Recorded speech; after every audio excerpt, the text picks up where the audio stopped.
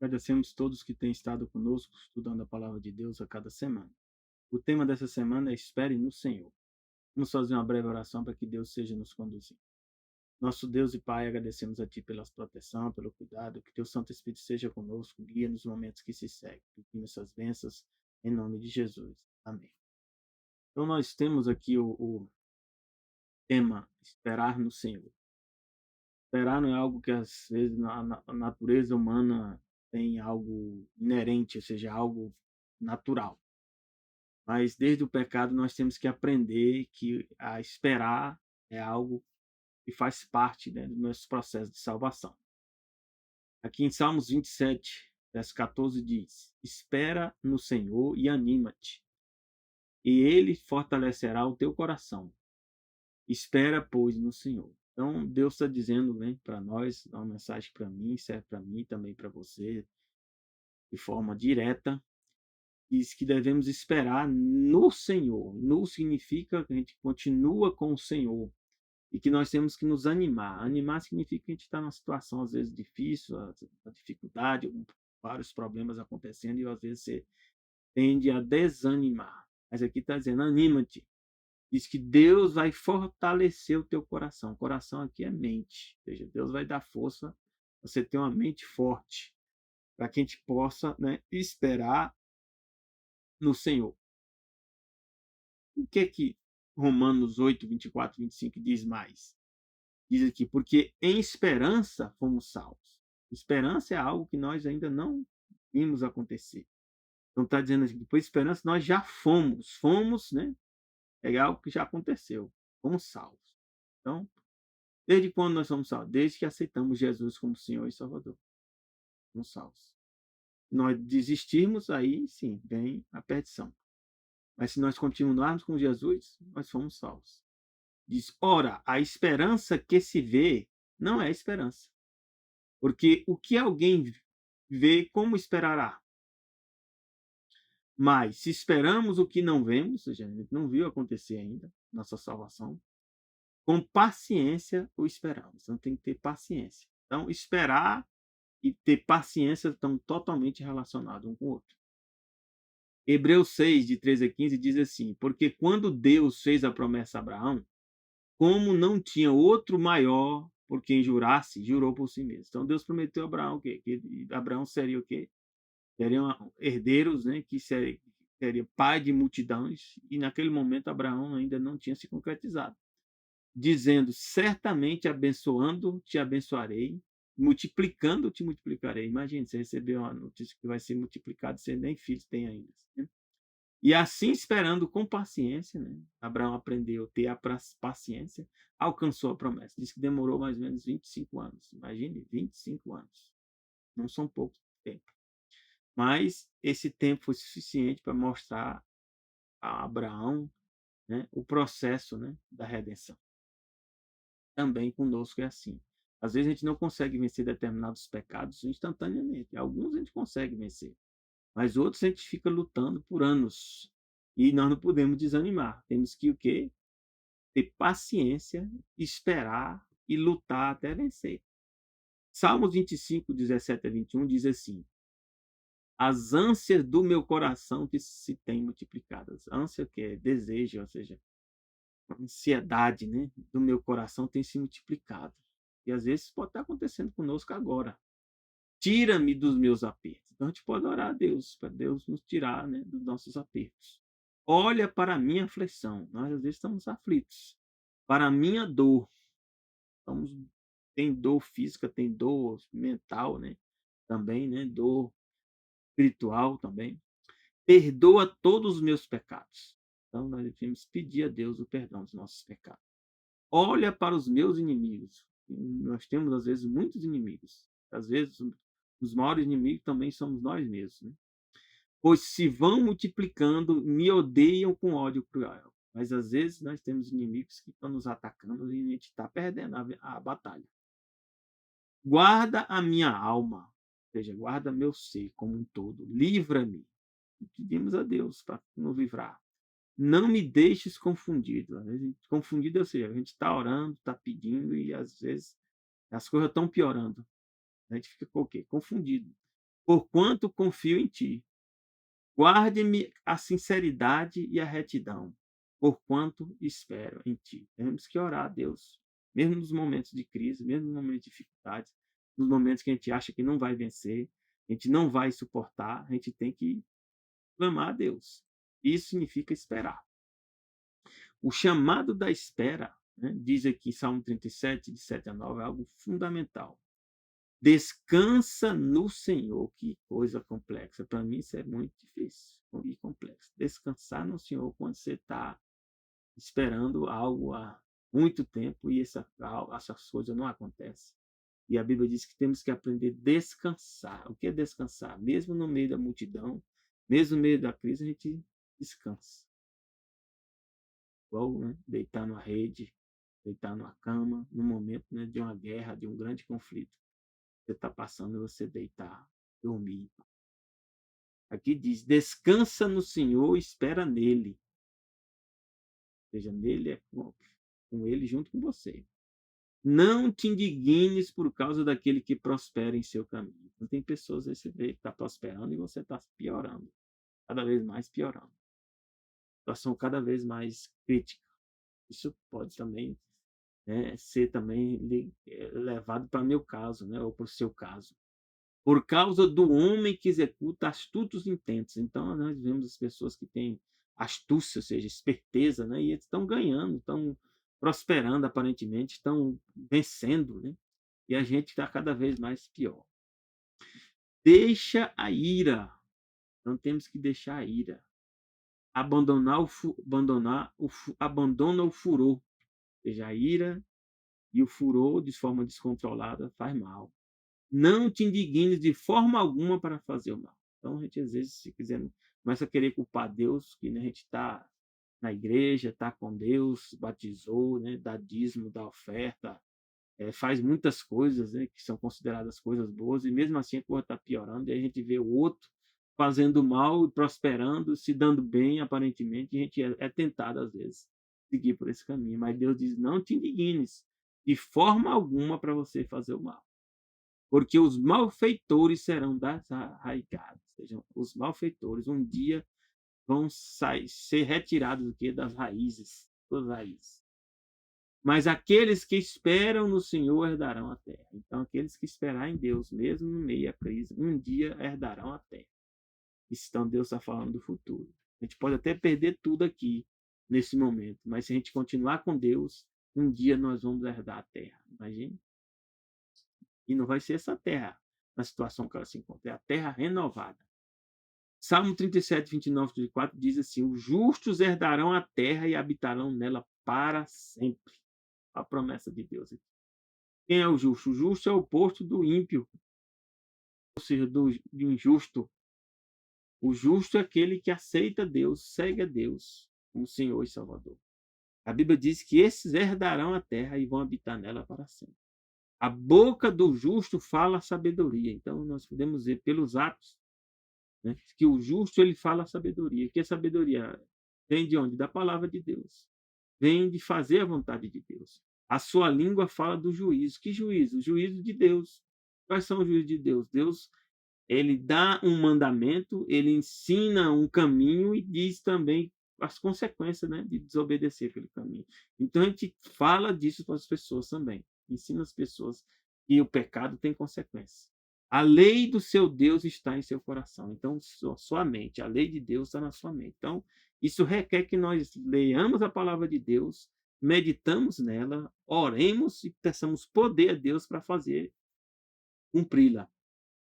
Então, a lei de Deus está em seu coração, os seus passos não vão resvalar, não resvalarão. A gente quase cai, mas Deus não vai deixar a gente cair. O ímpio espreita o justo, ou seja, o ímpio igual, né, um animal, né, espreita presa e procura matá-lo. Então, a gente pode ver que coisas estão acontecendo, né, assim. O Senhor não deixará em suas mãos. Então, Deus diz que não vai deixar o ímpio, o justo na mão do ímpio. Nem o condenará quando for julgado. Mas, às vezes, a gente é condenado, mesmo sendo inocente, como tem vários casos acontecendo no Brasil, né? Pessoas que não fizeram nada e foram presas por vários meses e agora estão resolvendo soltar e dizendo: "Ah, você não fez nada", ou seja, e o tempo que a pessoa ficou presa. Então, às vezes, a gente é condenado, né, no julgamento, mas aqui Deus está falando do julgamento final. O principal aqui é o julgamento final. Quando o nosso nome passar em revista lá nos céus, nós não vamos ser o quê? Condenados. Espera no Senhor e guarda o seu caminho, caminho que Deus nos ensina, e te exaltará para herdares a terra. Está vendo aqui como é a questão do futuro? E tu o verás quando os ímpios forem desarraigados. Então você vai ver os ímpios sendo o quê? Destruídos. Se você esperar no Senhor, se você permanecer nele, se você mantiver a lei de Deus no seu coração, ou seja, na sua mente, você vai alcançar essa vitória. Gálatas 5:5-6 diz assim: porque nós, pelo Espírito da fé, aguardamos a esperança da justiça. Então, o Espírito da fé faz com que a gente aguarde a esperança da justiça. Um dia vai haver justiça. Porque em Jesus Cristo nem a circuncisão, nem a incircuncisão tem valor algum, ou seja, são atos. Os atos não são mais importantes, né, do que os princípios, mas sim a fé que opera pelo amor. Então a fé faz a gente o quê? Agir. Agir pelo quê? Pelo amor. Amor a Deus. Romanos 8:18 diz assim, ó: porque para mim tenho por certo, é Paulo falando, que as aflições desse tempo presente não são para comparar com a glória que em nós há de ser revelada. Imagine, Paulo morreu, né? Mataram Paulo e ele conseguiu, né, revelar essas palavras que servem também para mim e para você hoje. E não importa as aflições que a gente esteja passando nesse tempo presente. A glória que um dia nós vamos manifestar vai ser mais importante. Que bênção. Que Deus te dê esse conforto e dê força para você perseverar no Senhor. Então temos que alcançar a paz em Deus como se fosse uma criança desmamada. A mãe, né, tira mamar, né, chega um momento apropriado e ela aceita. Sem guerra, sem conflito. Salmo 131, de 1 a 3 diz: Yahvé, o meu coração não se elevou, nem os meus olhos se levantaram. Então a gente não ter exaltação própria é importantíssimo na nossa vida com Deus. Não me exercito em grandes matérias, ou seja, eu tento alcançar grandes coisas, né? Nem coisas muito elevadas para mim. Todos nós temos capacidades, né, a alcançar. Seja cada vez melhor do que você foi ontem. Certamente que me tenho portado e sossegado como uma criança desmamada de sua mãe. Então a gente tem que descansar em Deus. A minha alma está como uma criança desmamada. Espere, Israel, no Senhor, desde agora e para sempre. Amém? João 4:34-37 diz assim: Jesus disse que para ele tinha algo importante. Isso também nós temos que tomar isso como importante. A minha comida é fazer a vontade daquele que me enviou. Quem enviou ele? Deus, o Pai e o Espírito Santo. E realizar a sua obra. Então, Jesus era consciente que o papel dele era não é ficar rico, né? Era não morrer, era o que? Realizar a obra que Deus enviou. Não dizeis vós que ainda há 4 meses até que venha a ceifa? Jesus perguntando. Eis que vos digo, levantai os olhos e vede as terras, que já estão brancas para ser. Jesus estava mostrando o quê? Que o povo que necessitava de salvação estava aqui, já pronto para a colheita. E o que ceifa recebe o galardão, ou seja, a pessoa que ceifa, colhe, né? E ajunta o fruto para a vida eterna. Para que assim o que semeia também é quem prega, mas a pessoa às vezes não toma decisão. Né? Como o que ceifa, ambos fiquem felizes. Porque nisto é verdadeiro o ditado: um é que semeia e o outro que ceifa, outro que colhe, né? Ceifar é colher. Hebreus 5, de 12 a 14 diz assim: porque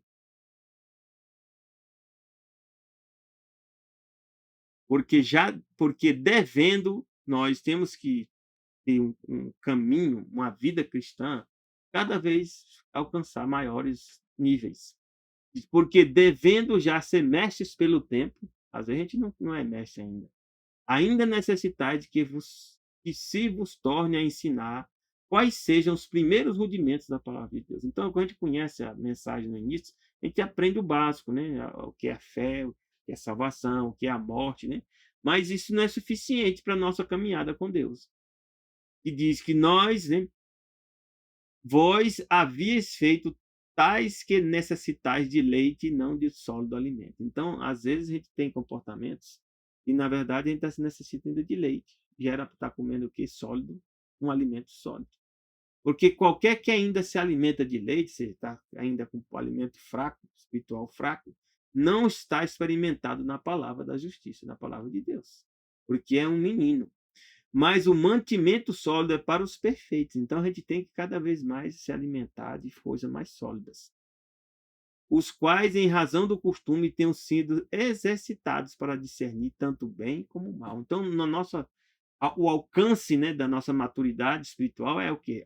Ter capacidade de discernir o que é bem e o que é mal, o que é verdade, o que é mentira, o que é certo, o que é errado. Então, se a gente não alcançou isso ainda, você tem que buscar a Deus para alcançar isso aí. Aqui diz que a vida pode ser difícil, a gente pode passar por muitos problemas e dificuldades, mas a gente tem que continuar pregando o evangelho.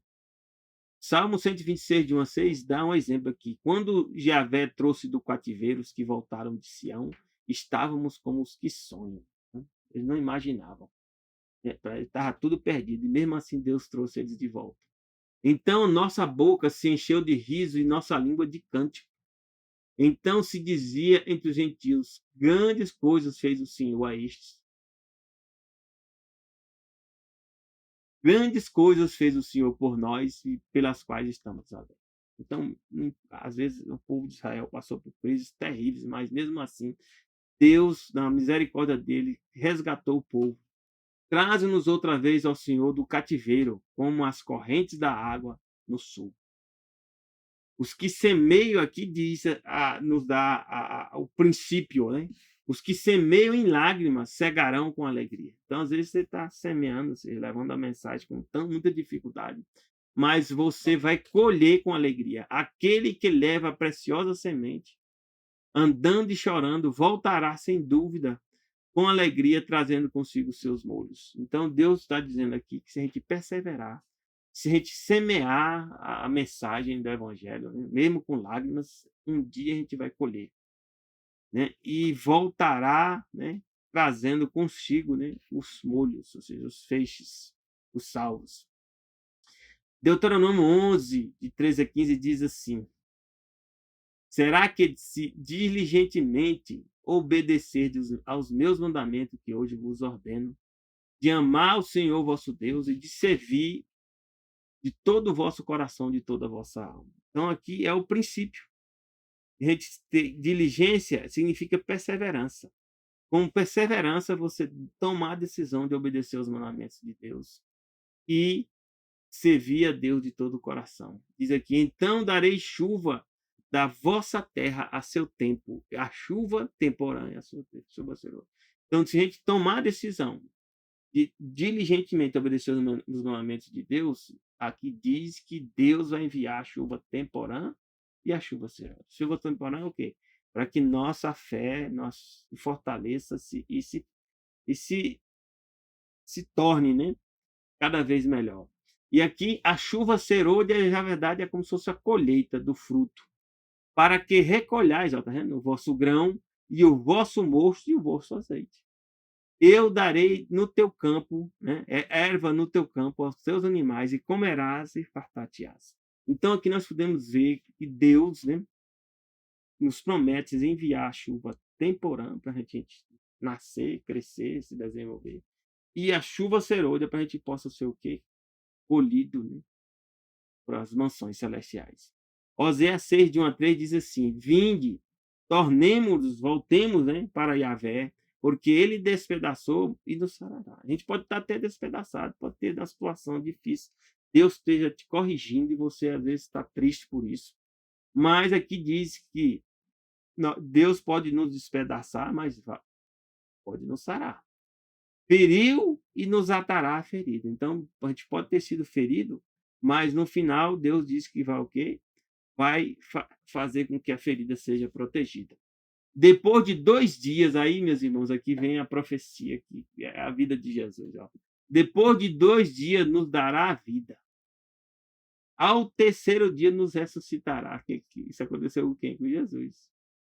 Jesus morre, né? Provavelmente Jesus morre próximo da quarta-feira, né? Quarta para quinta, né? Um dia, quinta para sexta, 2 dias, sexta para sábado, 3 dias, né? De sábado para domingo, Jesus ressuscita. Alguns, né? Estamos num período, né? Que alguns pensam, né? Que Jesus morreu na sexta-feira. E algumas versões da Bíblia falam, né? Da sexta-feira. Mas se diz que são 3 dias, né? Esses 3 dias, se forem dias, como Jesus citou, né? Que eram dias como aconteceu com a história de Jonas, né? Tarde e manhã, aí vai ser dias literais. Alguns têm a interpretação dizendo que esses dias, né, na verdade, é como sou a sexta-feira, né? Primeiro dia, sábado, segundo dia, domingo, terceiro dia. Ou seja, independente das horas, né? Das 24 horas do tempo, de forma completa. De qualquer maneira, aqui diz que no terceiro dia Jesus ia ser ressuscitado. E isso aconteceu. Então, conheçamos e prossigamos, né, a conhecer o Senhor. Então, nós temos que conhecer a Deus e prosseguir conhecendo mais e mais a Deus. A sua saída como a alva é certa, ou seja, a volta de Jesus como a alva sai, né, é certa. E ele a nós virá como chuva seródia que rega a terra. Então, Jesus vem, né, envia a chuva seródia para que a gente possa ser o quê? Salvo, resgatado dessa terra. Então, se nós temos que esperar no Senhor, Deus já colocou para nós também um dia de descanso. E também é um descanso físico e também um descanso, né, espiritual. Salmos 92, de 12 a 15, diz: E o justo florescerá, meus irmãos, como a palmeira. Imagine, o justo crescerá como o cedro do Líbano. Às vezes a gente não está crescendo, né? A gente só está piorando, a situação está difícil. Às vezes a gente pensa: será se eu sou o justo? Será se eu, de fato, faço parte dos salvos? Mas José passou por crises inúmeras, né? Daniel também, né? Jesus, né? José também. Então, mas mesmo assim, eles floresceram. Diz que estão plantados na casa do Senhor, florescerão nos atos do nosso Deus. Então, aqueles que estão na casa de Deus, fazendo parte do povo de Deus, vão florescer, ou seja, vão dar frutos. Na velhice ainda vão dar frutos. Imagine, eu tenho essa esperança de participar desse grupo. Serão viçosos e vigorosos, imagine, para anunciar que o Senhor é reto. Então, a nossa vida de testemunho, nossa vida, né, dando exemplo, né, serve para o quê? Mostrar que o Senhor é reto. Reto significa que ele não erra. Ele é minha rocha e nele não há injustiça. Hein? E aqui Deus diz aqui em Êxodo 31, de 13 a 18, algo fundamental, né, sobre o sábado. Tu, pois, fala aos filhos de Israel. Então, Deus está dizendo aqui que essa mensagem é para todo mundo? Não, é para os filhos de Israel. Quem é os filhos de Israel? Deus diz: são aqueles que dizendo: certamente guardareis os meus sábados. Então, os filhos de Israel guardam o sábado. É aqui está dizendo. Fala aos filhos de Israel. E depois diz: certamente guardarei meu sábado. Para quem? Os filhos de Israel. Porquanto é um sinal entre mim e vós nas vossas gerações. Enquanto existir pessoas que sejam filhos de Israel, nós temos que guardar o sábado. Para que saibais que eu sou o Senhor que vos santifica. Imagine. Portanto, guardareis o sábado, porque é santo para vós. Então, santo significa separado. É separado para mim. Aquele que eu profanar certamente morrerá, porque qualquer que nele fizer alguma obra e que eu profanar certamente morrerá. E essa morte aqui é a morte eterna que Deus está falando. 6 dias trabalhará, porém o sétimo dia é o sábado do descanso. Então, qual é o dia? É o sábado? É o sétimo dia. Domingo significa primeiro dia. Sábado, sétimo dia. Então, o sábado de descanso é o sétimo dia. Qualquer que no dia do sábado fizer algum trabalho, certamente morrerá.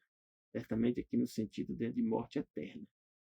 Guardarão, pois, o sábado os filhos de Israel, celebrando nas suas gerações como aliança o quê? Perpétua. Perpétua que não acaba. Entre mim e os filhos de Israel será um sinal para sempre. Ó. Porque em 6 dias fez o Senhor os céus e a terra. Então, está explicando por que a gente deve guardar o sábado. Por causa de quê? Da criação e da redenção também. Então, 6 dias fez o Senhor os céus e a terra, o sétimo dia descansou e restaurou. Isso é interessante, essa parte aqui. Lá, ouvindo o original, tomou alento, refrescou-se. Então, Deus, depois que trabalhou, depois que ele exerceu o processo da criação, ele passou um tempo de se tomando alento, né? Restaurando-se. Interessante, né? E deu a Moisés, quando acabou de falar com ele no Monte Sinai, o quê? As 2 tábuas do testemunho. Tábuas de pedras escritas pelo próprio dedo de Deus. Então, tem alguma passagem da Bíblia que não foi escrita por seres humanos? Tem. 10 mandamentos. Imagine, foi escrita pelo próprio Deus. E alguns dizem ainda que foi abolido. Né? Imagine. Então, meus irmãos, as Salmos 5, 3 e 4 diz aqui, ó. Pela manhã ouvirás a minha voz. Então, a gente tem que aprender a orar a Deus pela manhã. Ó Senhor, pela manhã apresentarei a Ti a minha oração e vigiarei. Então, pela manhã, pela tarde e ao pôr do sol.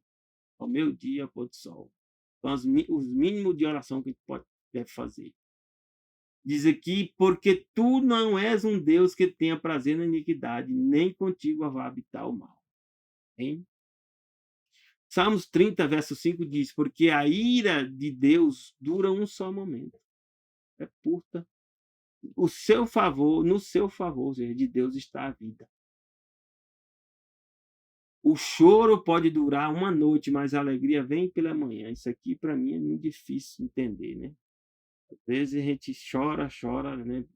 De manhã acorda e não veio essa alegria. Já aconteceu comigo. Mas sabe o que ser? Eu entreguei a minha vida e aquela questão nas mãos de Deus. E segui em frente. E aqui diz que muitos, né, não gostam, né, não buscam seguir esse caminho, esperar, né, mesmo com angústia, com sofrimento no Senhor, porque diz que ele vê, né, os ímpios veem que os sábios morrem também. Perecem igualmente tanto o louco como o brutal e deixam aos outros seus bens. Então, de forma assim de morrer, todo mundo participa da morte. Então, aqui diz mais, Salmos 49, de 13 a 15. Este caminho deles é a sua loucura, o caminho dos ímpios é uma loucura. Contudo, a sua posteridade aprova ainda as suas palavras. Então, os ímpios estão fazendo as coisas erradas, né? Está prosperando, e aí aparece gente para dizer que eles estão certos.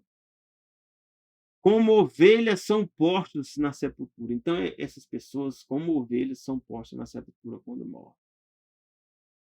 A sua formosura vai ser consumida na sepultura, a habitação deles. Mas diz que mais Deus remirá a minha alma do poder da sepultura, pois me receberá. Então, aqueles que creem no Senhor, confiam no Senhor, pode até morrer, mas se morrer um dia, Jesus vai ser ressuscitado.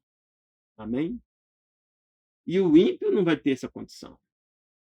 Apocalipse 2,16 diz assim: Eu, Jesus, enviei a meu anjo, anjo significa mensageiro, enviei o mensageiro, para vos testificar estas coisas onde? Nas igrejas. Eu sou a raiz e a geração de quem? De Davi. A resplandecente estrela da manhã. Então, Jesus, de fato, é quem é a resplandecente estrela da manhã. E aqui mostra claramente que Jesus, né, enviou essas mensagens para ser de testemunho. Já no caso, né, de nós podemos ir aqui, o caso, né, do sábado sendo guardado. Marcos 16, de 1 a 7, né, conta a história. E o passado sábado, depois que Jesus morreu, né, passado sábado, Maria Madalena, Maria, mãe de Tiago, Salomé compraram aromas para irem ungir. Então, elas compararam depois do sábado, que dia é domingo. E diziam as outras: quem nos revolverá a pedra da porta do sepulcro? Eu estava preocupado, né, que quem ia abrir essa porta do sepulcro, que era muito pesado. Mas diz, olhando, quando chegaram, viram que a pedra já estava revolvida. Então, às vezes, a gente fica preocupado com coisas que não compete a gente se preocupar. É Deus que vai resolver, não somos nós. Então, chegaram lá, a pedra já estava revolvida. E era algo, ela é muito grande. Entrando no sepulcro, viram um jovem assentado à direita. Então, encontraram com alguém, um mensageiro, que a gente chama de anjo, vestido de uma roupa comprida e branca, e ficaram espantadas. Ele, porém, disse: Não vos assusteis, buscai a Jesus, o Nazareno, que foi crucificado, ó, já ressuscitou e não está mais, não está aqui mais. Então aqui diz, né, Jesus, né, diz: Mas ide dizer aos seus discípulos o quê? E a Pedro que ele vai adiante de vós para Galiléia, e ali o vereis como ele vos disse. Então aqui é fundamental a gente entender, né, que Jesus, né, fez e fará por mim e por você.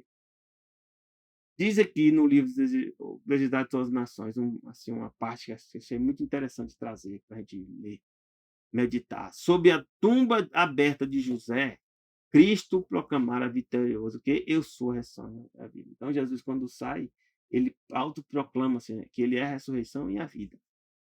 E diz mais: todos os seres criados vivem pela vontade e o poder de Deus. Seres criados, sim. Somente aquele que é um com Deus pode dizer: tenho autoridade para entregar a minha vida e também para reavê-la. Se Jesus fizesse isso, tinha acabado tudo. Então aqui diz, né, somente aquele que é um com Deus pode dizer: tem autoridade para entregar a vida e também para reaver. Cristo possuía o poder de quebrar as algemas da morte. Então Jesus tem esse poder por quê? Porque Jesus é o próprio Deus. E Jesus diz para mim e para você, nós temos, né? Eis que cedo vem. Espera, confia, persevera. Se mantém no caminho que Jesus ensinou.